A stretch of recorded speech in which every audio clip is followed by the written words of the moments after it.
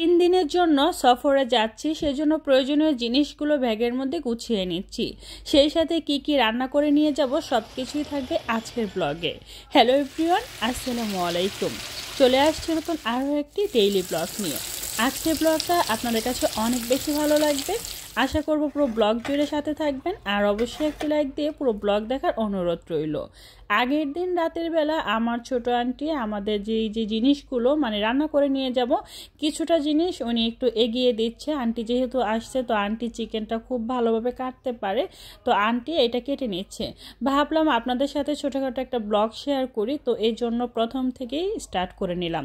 চিকেনটা ভালোভাবে কাটাকাটির কাজ শেষ করে এটা করব, ফ্রিজে রেখে দিব, কারণ পরের দিন রান্না করতে হবে। রাতের বেলা আমি আমার ব্যাগ গুছিয়ে নিব। এই ড্রেসটা আমি যাওয়ার সময় পরে যাব, তাই এই ড্রেসটা আমি নামিয়ে নিয়েছি। মাত্র 2টা ড্রেস নিলেই হবে। এটা আমি শুধু যাওয়ার সময় নিয়ে যাব ব্যাগে করে, একটা ড্রেস নিয়ে যাব আর একটা পরে যাব। খুব বেশি নেওয়ার প্রয়োজন পড়ে না ওইখানে, কারণ আমরা শুক্রবার দিন সকাল ভোরে রওনা দিব, আর শনিবার দিনটা থাকবো। রবিবারে মোনাজাত শেষ হলে আবার চলে আসব। এখানে একটা কম্বল নিয়ে নিচ্ছে, আর এখানে আমার বোরখা, হিজাব, নিকাব, মোজা, আর এই হচ্ছে মাথা ব্যথার মলম। তারপর আমি যেটা করব, আমার ড্রেসটা যেহেতু সাদা, তো আমি একটা শপিং ব্যাগের মধ্যে নিয়ে নিচ্ছি, কারণ আমার আম্মুর একটা ড্রেস ওইটাও নিতে হবে। তো আমি এইভাবে শপিং ব্যাগে মোড়ায় এই ব্যাগটার মধ্যে নিয়ে নিচ্ছি, কারণ এই ব্যাগটাই আমি নিব। এটা হচ্ছে আমার আম্মুর ড্রেস, তো আমার আম্মুরটাও আমি আমার ব্যাগের মধ্যে নিয়ে নিচ্ছি। আমাদের মূলত 3টা ব্যাগ হবে। একটা হচ্ছে কাপড় চোপড়, আরেকটা হচ্ছে খাওয়া দাওয়ার জিনিস, আরেকটা হচ্ছে কম্বল, বালিশ, এগুলো। যাই হোক, সব কিছু প্রয়োজনীয় জিনিস ব্যাগের মধ্যে গুছিয়ে নিয়েছি। এবার হচ্ছে আমার বোরখা, হিজাব, নিকাব, মোজা, এগুলো আমি এক সাইডে করে রেখে দিচ্ছি, আর এই ড্রেসটা যাওয়ার সময় পরে যাব বিদায় আমি নামিয়ে নিচ্ছি। প্রথমে আমি ডিম সিদ্ধ করে নিচ্ছি, তারপরে চিকেনগুলো ফ্রিজ থেকে নামিয়ে নিয়েছি। আর অন্য দিক দিয়ে ইলিশ মাছও ভিজানো হয়ে গিয়েছিল। ইলিশ মাছের আঁশটা ফেলে এই তো পেঁয়াজ, রসুন, এগুলো আমার আম্মু কেটে কুটে দিবে। তারপরে আমি যেটা করব, কাটাকাটি আর বাটাবাটির কাজ শেষ হয়ে গেলে রান্নাটা খুব চটজলদি হয়ে যায়। ডিম সিদ্ধ করে সুন্দর করে ছিলে নেওয়া হয়েছে। চিকেন, এই তো সব কিছু আমি একদম সুন্দর করে প্রপারলি গুছিয়ে নিয়েছি, আমার আম্মু আমি দুজনে। ইলিশ মাছ সব কিছু। প্রথমে আমি যেটা করব, ডিমগুলো সব ধরনের মশলা দিয়ে ম্যারিনেট করে নিব। নুন, হলুদ, লাল মরিচের গুঁড়ো, ধনিয়া গুঁড়ো পরিমাণ মতো দিয়ে সুন্দর করে মাখিয়ে নিতে হবে। একটু আলতোভাবে মাখিয়ে নিচ্ছি। আর এইভাবে মাখিয়ে ডিম ভাজা করে ভুনা করলে খেতে অনেক ভালো লাগে। এই তো মাখানো হয়ে গিয়েছে। এবার আমি চিকেনের মধ্যেও মশলাগুলো দিয়ে দিচ্ছি। যেহেতু ব্রয়লার মুরগি, তো একটু মশলা দিয়ে খুব ভালোভাবে মাখিয়ে রান্না করে দেখবেন, খেতে অনেক বেশি ভালো লাগে। আর আজকের চিকেনটা সব ধরনের বাটা মশলা দিয়ে রান্না করব। ইলিশ মাছের মধ্যে একটু বেশি ধরনের মশলা দিয়ে চুলার আঁচ কমিয়ে ভাজি, তো ওই মাছটা খেতে আমাদের খুবই ভালো লাগে। একটা ফ্রাই প্যানের মধ্যে তেল গরম করে দিয়ে দিচ্ছি ডিম, ম্যারিনেট করা ডিমগুলো, আর এই ডিমগুলো দিয়ে একটু সুন্দর করে ভেজে নিচ্ছি। ডিমগুলো ভালোভাবে ভাজাভাজি কাজ শেষ করব। তারপর আমি যেটা করব, একটা পাত্রের মধ্যে তুলে নিব। এই তো দেখতেই পাচ্ছেন ভাজা হয়ে গিয়েছে, একটা পাত্রের মধ্যে তুলে নিচ্ছি। আর এই ফ্রাই প্যানের মধ্যে আমি যেটা করব, চিকেনগুলো ভেজে নিব। সবগুলো চিকেন দিব না, চিকেনটা আমি 2বারে দিব, কারণ একটু বেশি চিকেন, তো ওই জন্য আমি 2বারে দিয়ে সুন্দর করে ভেজে নিচ্ছি। এবার আমি উল্টে পাল্টে এই চিকেনটা ভালোভাবে ভেজে নিচ্ছি। দেখতেই পাচ্ছেন, এবার সবগুলো একসাথে একটু ভালোভাবে ভেজে নিলে, ব্রয়লার চিকেন তো তাহলে খেতে ভালো লাগে। ওই হাঁড়ির মধ্যে পেঁয়াজ কুচি দিয়ে দিচ্ছি বেশি করে। আমি কিন্তু এখানে কোনো প্রকার তেল দেইনি। ডিম ভাজা, চিকেন ভাজা যে তেলটুকু ছিল, ওইগুলোর মধ্যে পেঁয়াজগুলো ভালোভাবে ভেজে নিচ্ছি। এবার দিয়ে দিচ্ছি কাজু, বাদাম, পোস্ত আর হচ্ছে শাহি এলাচ একসাথে ব্লেন্ড করা, সেখান থেকে পরিমাণ মতো দিয়ে দিচ্ছি। কাঁচা জিরা বাটা, সেই সাথে আদা রসুন পেস্ট পরিমাণ মতো। সব ধরনের বাটা মশলা দিয়ে তেল আর পেঁয়াজের মধ্যে ভালোভাবে মিশিয়ে নিচ্ছি। এবার একটু পরিমাণ মতো পানি দিয়ে দিচ্ছি, কারণ শুকনো মশলা দিব, তার আগে একটু ভালোভাবে মিশিয়ে নিচ্ছি। এবার আমি যেটা করব, এখানে স্বাদ মতো নুন, সেই সাথে দিয়ে দিচ্ছি আমি এখানে হলুদের গুঁড়ো, লাল মরিচের গুঁড়ো ও ধনিয়া গুঁড়ো। এই মশলাগুলো পরিমাণ মতো দিয়ে তারপর রান্নাটা করে নিচ্ছি। খুব ভালোভাবে কষিয়ে নিতে হবে, আর যেহেতু ব্রয়লার মুরগি একটু ঝাল ঝাল হলে খেতে ভালো লাগে।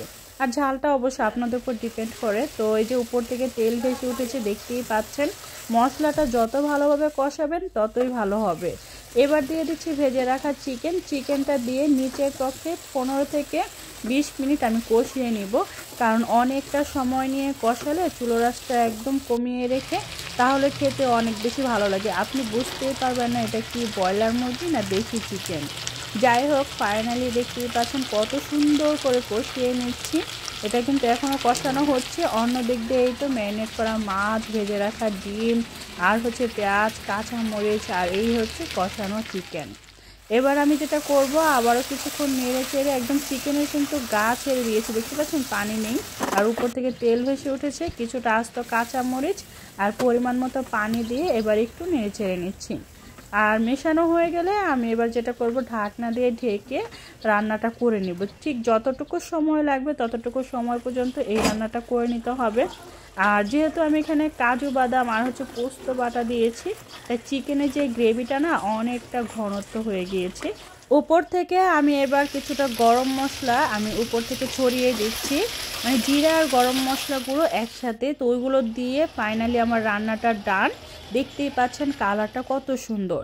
এবার আরও একটা হাঁড়ির মধ্যে পরিমাণ মতো তেল আর পেঁয়াজ কুচি দিয়ে সুন্দর করে নেড়ে চেড়ে নিচ্ছি।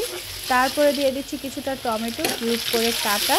এই টমেটোটাও আমি এর মধ্যে ভেজে নিচ্ছি। একসাথে ভাজা ভাজা কাজ শেষ করে সব ধরনের মশলা, বাটা মশলা, গুঁড়ো মশলা সব একসাথে মিশিয়ে দিয়ে দিচ্ছি।